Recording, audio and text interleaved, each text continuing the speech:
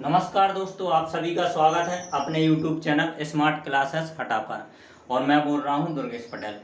आज अपन को देखना है कक्षा 10 के अध्याय 1 में प्रश्नावली 1.2। ठीक है, तो इसका पहला क्वेश्चन है, सिद्ध कीजिए कि √5 एक अपरिमेय संख्या है। क्या सिद्ध करना है अपन को कि √5 एक अपरिमेय संख्या है। अब परिमेय संख्या क्या होती है, अपरिमेय संख्या क्या होती है, इसका पिछला वीडियो आप लोग देख लीजिए, डला है। अब इसमें देखो अपन को क्या करना है, इसमें अपरिमेय सिद्ध करना है। और इस टाइप के जैसे √5 हो गया, √2 हो गया, ये √3 हो गया, इसमें से ये 2-3 क्वेश्चन है, तो इसमें से एक क्वेश्चन 100% आता है एग्जाम में।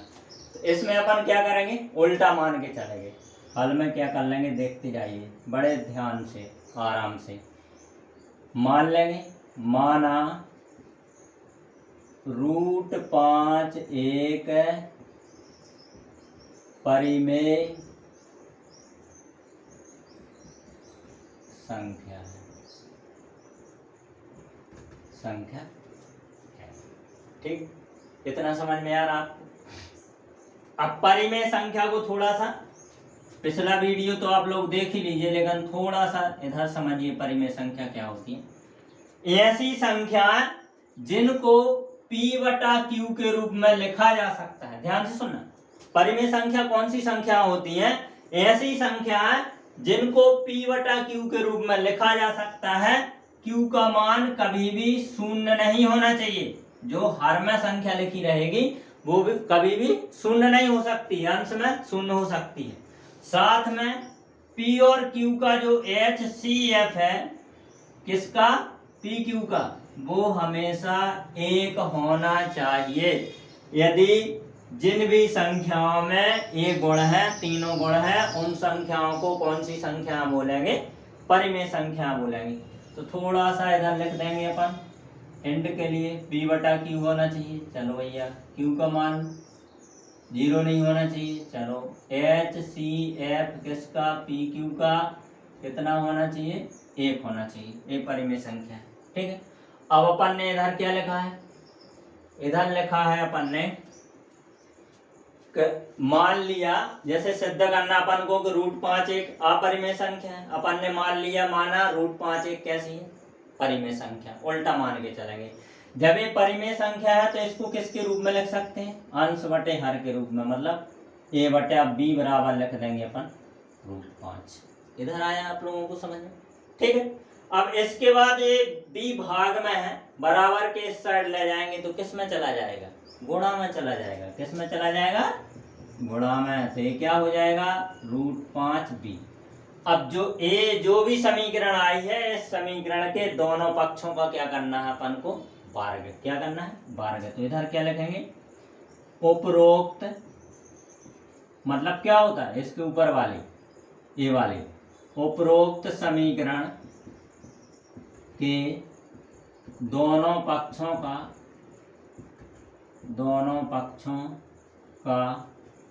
वर्ग करने पर, देखिए भैया, वर्ग करेंगे तो ये कैसा हो जाएगा, इस तरीके से, ऐसा ही हो जाएगा बाद में।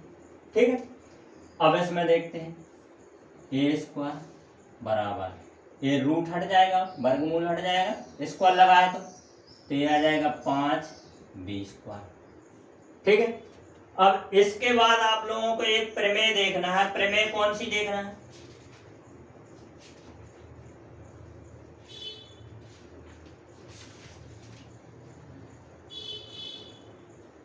प्रमेय दिया है कि मान लीजिए P एक अभाज्य संख्या है। क्या मानना है, P एक अभाज्य संख्या है। ये देख लीजिए थोड़ा आप लोग,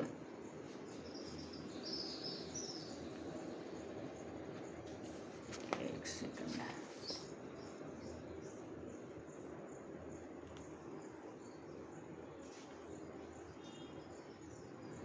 साफ नहीं दिख रही है ना, पढ़ देता हूं। मान लीजिए P एक अभाज्य संख्या है। यदि P, A वर्ग को विभाजित करती है तो P कॉमा A को भी विभाजित करेगी, जहां A क्या है, ये धनात्मक पूर्णांक है। देखो P क्या है, कौन सी संख्या है, अभाज्य संख्या। कौन सी संख्या है, अभाज्य। तो P का काम इधर कौन कर रहा, 5। तो 5 क्या है, अभाज्य संख्या है, जानते हैं अपन, ठीक है। तो 5 यदि इधर गुणा में लिखा है, इस साइड लाएंगे तो किस में आ जाएगा, भाग में। किस में आ जाएगा भैया, भाग में आ जाएगा, ठीक है।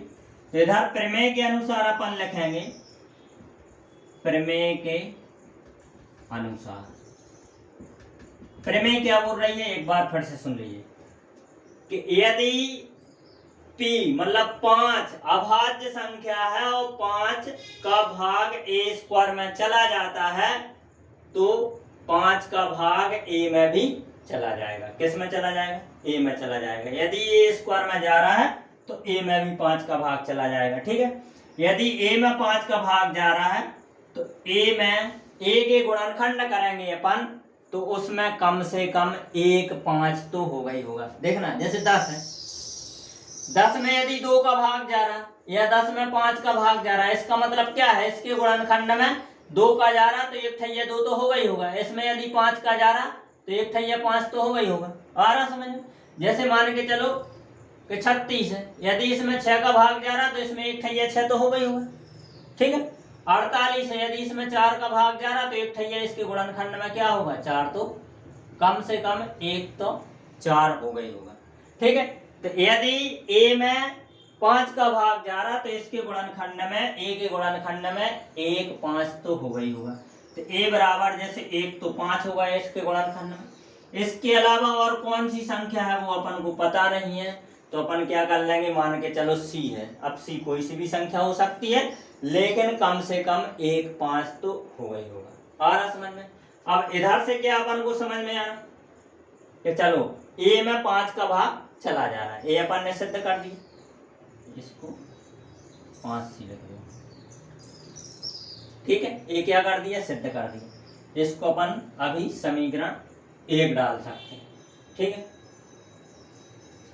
1 सेकंड, इसको डालेंगे समीकरण 1 इधर, आ रहा समझ में।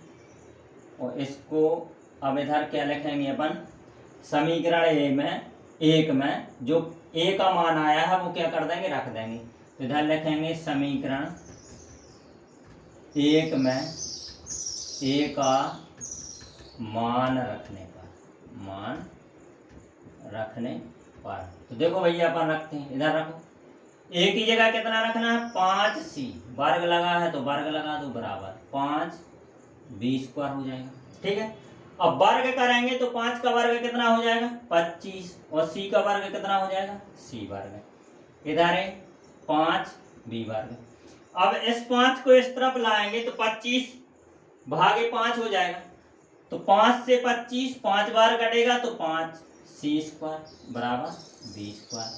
फिर से जैसे इधर प्रमेय लगा था उसी प्रकार इधर प्रमेय लग जाएगा। ये 5 इस साइड गुणा में है, इस साइड जाएगा तो किस में हो जाएगा, भाग में हो जाएगा। अब भाग में हो जाएगा तो क्या हो जाएगा, फिर से प्रमेय के अनुसार अपन लिख देंगे,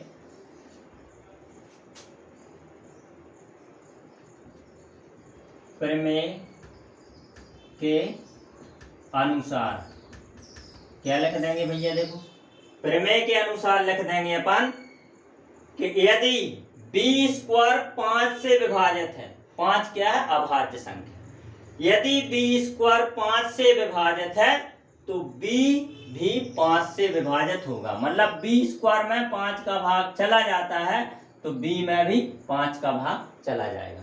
इसका मतलब क्या हो गया, ये प्रमेय दिया है, ठीक है। इसका मतलब क्या हुआ कि B के गुणनखंड में भी कम से कम 1 5 तो है, क्या है, कम से कम 1 5 है।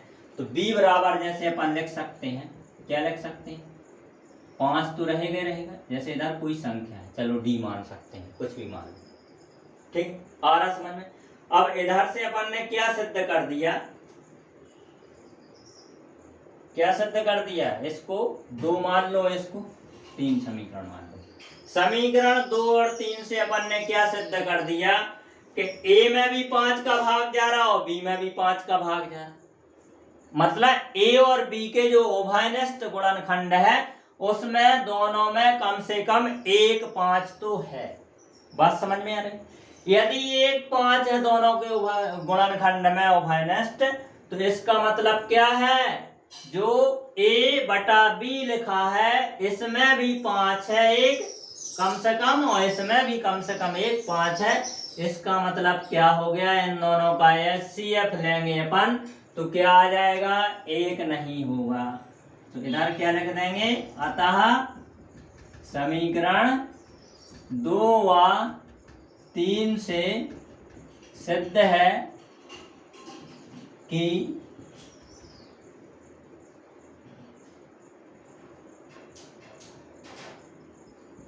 HCF किसका, A, B का 1 नहीं है।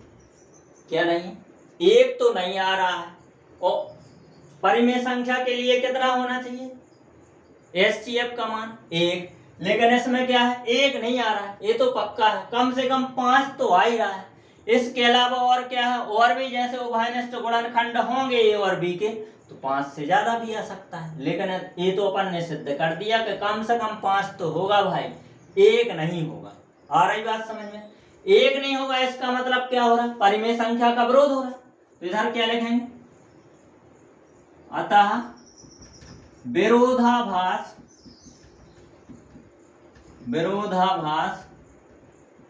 होने के कारण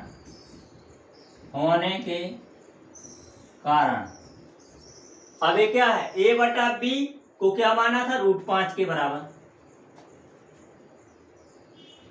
a बटा b या √5 परिमेय संख्या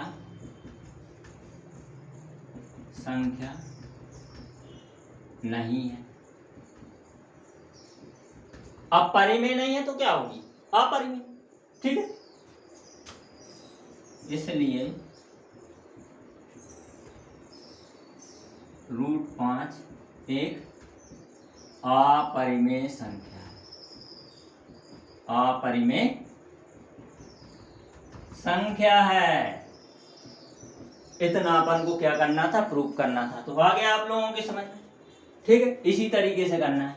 अब जैसे इसका इसी तरीके से बिल्कुल करना है। सेकंड क्वेश्चन दिया है, कौन सा दिया है, सेकंड क्वेश्चन दिया है। और सेकंड क्वेश्चन अपन को कौन सा दिया है,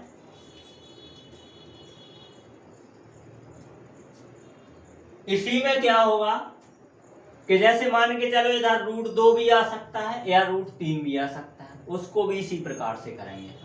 ठीक है, उदाहरण में दिए हैं, उदाहरण का एक अलग से वीडियो बनेगा तो उसमें सारे उदाहरण बता दूंगा मैं। अब इसमें जो इसका सेकंड क्वेश्चन है वो क्या दिया है, देखिए आप लोग। सेकंड क्वेश्चन है, 3 सिद्ध कीजिए कि 3 + 2 √5, कौन सा, 3 + 2 √5, 2 √5 कौन सी संख्या है, एक अपरिमेय संख्या है। कौन सी संख्या है, अपरिमेय संख्या है। देखिए तो और सरल है। इसमें देखो क्या करेंगे अपन, इसमें भी उल्टा मान के चलेंगे। माना 3 + 2 √5 एक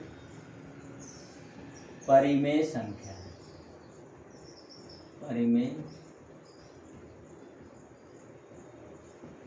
संख्या है।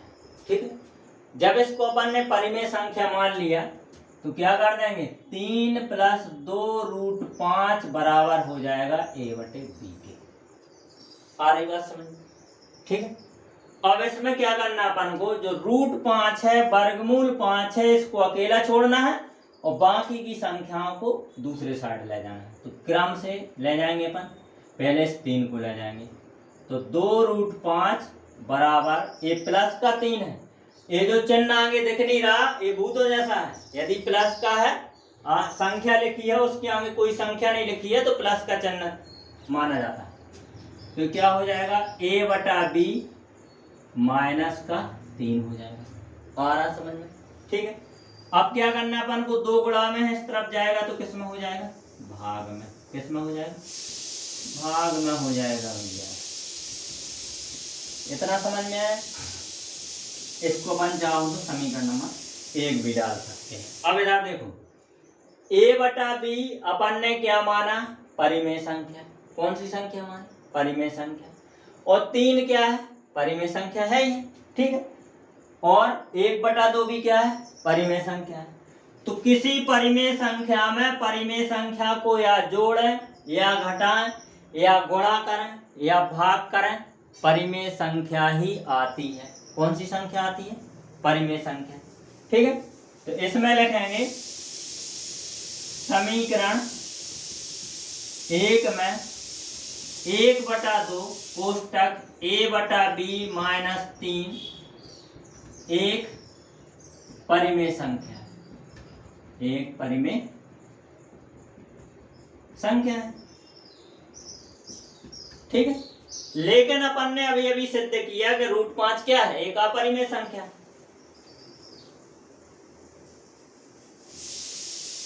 लेकिन हम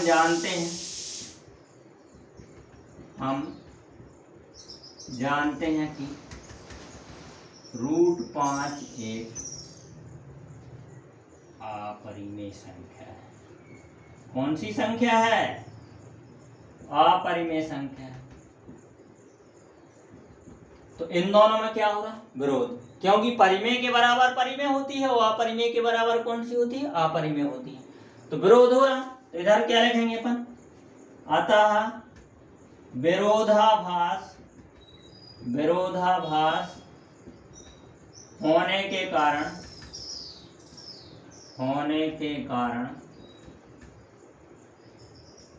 3 + 2 √5 एक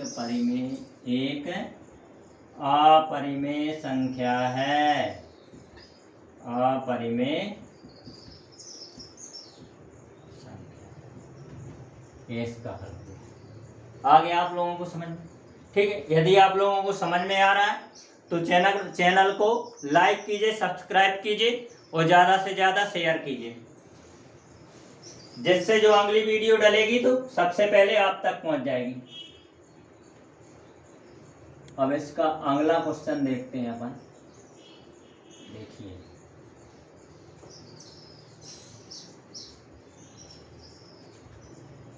थर्ड क्वेश्चन भैया क्या दिया है। थर्ड में बहुत सारे क्वेश्चन दिए। सिद्ध कीजिए कि निम्नलिखित संख्या अपरिमेय संख्या। सिद्ध कीजिए कि निम्नलिखित संख्या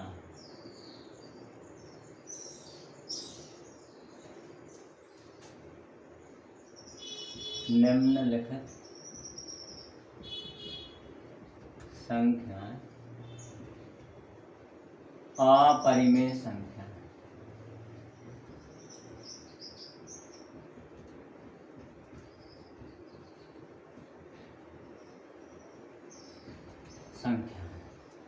इसमें का पहला क्वेश्चन है, इसका तीसरे का, किसको सिद्ध करना अपन को, 1 बटा √2 को।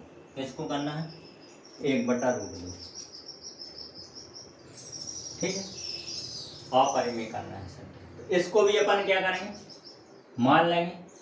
माना √2 एक अपरिमेय संख्या है, अपरिमेय संख्या।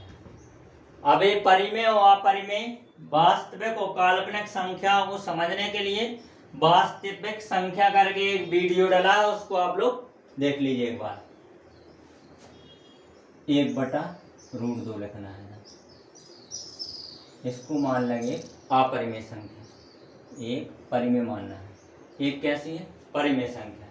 अब ये परिमेय अपरिमेय तो सिद्ध करना है। अब ये परिमेय संख्या है तो किसके बराबर हो जाएगी, a बटा b की। किसके बराबर हो जाएगी, a बटा b की, ठीक। अब इसका अपन क्या करेंगे, √2 को एक तरफ अकेला छोड़ना है, तो या तो अपन उल्टा कर देंगे इसको, या त्रियक गुणा कर दो, तो क्या हो जाएगा, b का इधर होगा, वो इधर a√2 हो जाएगा। अब a को इधर ले आओ, ठीक है। यदि कोई परिमेय संख्या है तो उसको उल्टा भी कर देंगे तो भी परिमेय संख्या रहेगी, एक बात का ध्यान रखना, ठीक है। अब इसमें अपन क्या बोलेंगे कि a बटा बी अपन ने क्या माना था, a मतलब 1/√2 मतलब a बटा बी, इसको क्या मान के चले थे, परिमेय संख्या, ठीक है। और a बटा बी परिमेय संख्या है तो b बटा a भी परिमेय संख्या होगी, तो इधर लिखेंगे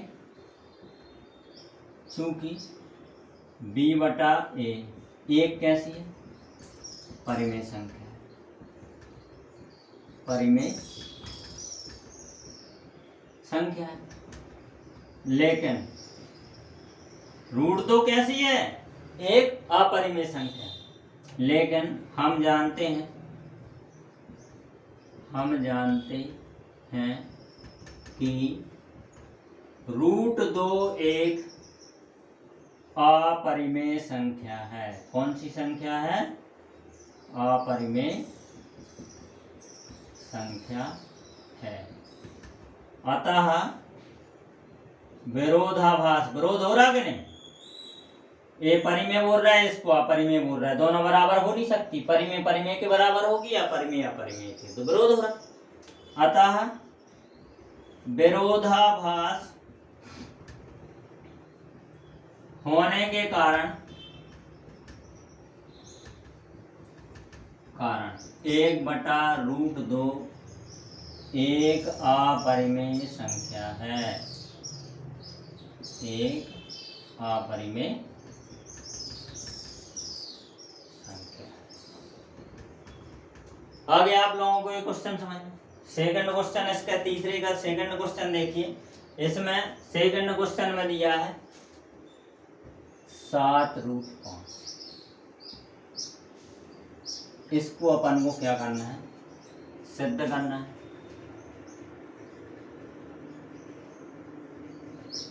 कि कैसी संख्या है, अपरिमेय संख्या। तो वैसे ही करेंगे, मान लेंगे माना 7√5 एक अपरिमेय संख्या, ठीक है। तो अब नहीं, 7√5 एक कैसी संख्या मानेंगे, परिमेय संख्या मानेंगे, ठीक है। अब परिमेय संख्या मानेंगे तो 7√5 बराबर हो जाएगा अंश बटे हर परिमेय संख्या, कैसी होती है, a बटे b के रूप में। अब इसमें क्या करेंगे, √5 को अकेला छोड़ देंगे, 7 गुणा में है, इस तरफ ले जाएंगे तो ये भाग में ऐसा हो जाएगा, ठीक है। इसको समीकरण 1 भी डाल सकते हैं अपन, एक तो है ही, इधर लिखेंगे अतः a/7b एक परिमेय संख्या है, कैसी संख्या है, एक परिमेय संख्या है। लेकिन हम जानते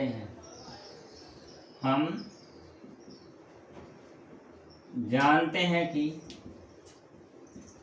√5 एक अपरिमेय संख्या है, अपरिमेय संख्या,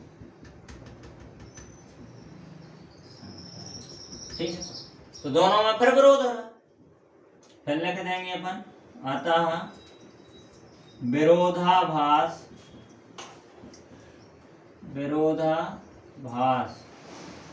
होने के कारण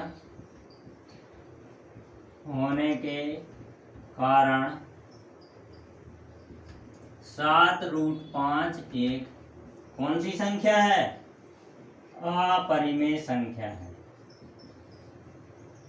कौन सी संख्या है, अपरिमेय संख्या। इस तरीके से करेंगे, ठीक है।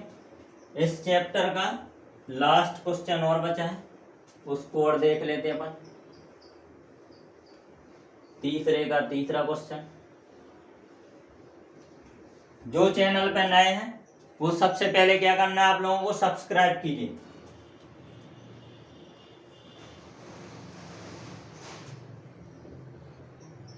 +√2 लिखा है, इसको सिद्ध करना है कि ये कौन सी संख्या है, अपरिमेय संख्या।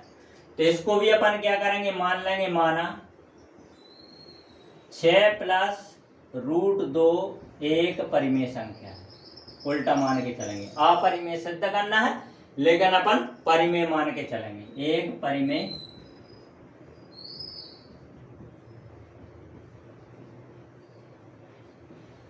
संख्या है। आ रहा समझ में? अब जब एक परिमेय संख्या है तो क्या करेंगे, इसको 6 प्लस रूट 2 बराबर लिख देंगे a बटा b के। ठीक है, अब इधर अपरिमेय को बस छोड़ना है, 6 प्लस में लिखा है तो इसको दूसरी तरफ ले जाएंगे तो 6 रूट 2 बराबर हो जाएगा a बटे b। 6 प्लस का इस तरफ जाएगा तो माइनस का हो जाएगा। तो अब देखो a बटा b कैसी थी, एक परिमेय संख्या थी, और 6 भी कैसी है, एक परिमेय संख्या है। परिमेय संख्या में से एक परिमेय संख्या को घटाएंगे तो कौन सी संख्या आती है, एक परिमेय संख्या ही आती है। तो इधर लिख देंगे अतः a बटा b माइनस 6 एक परिमेय संख्या है, एक परिमेय संख्या है। ठीक है, लेकिन हम जानते हैं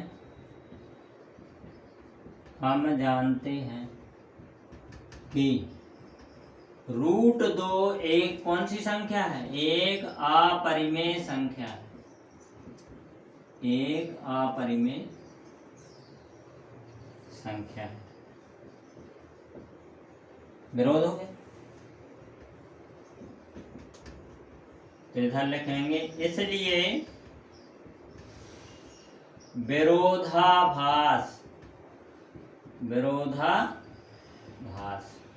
अब देखो इधर पे ये बोल रहा है अपन क्या है, परिमेय, और इसको बोल रहा है अपरिमेय, तो अपरिमेय के बराबर अपरिमेय होगा। ठीक है, परिमेय नहीं हो सकता तो विरोध हो रहा, तो क्या लिखेंगे अपन, इसलिए विरोधाभास होने के कारण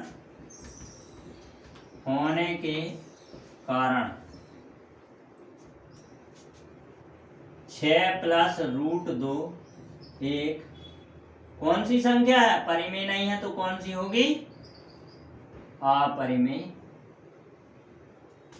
संख्या है।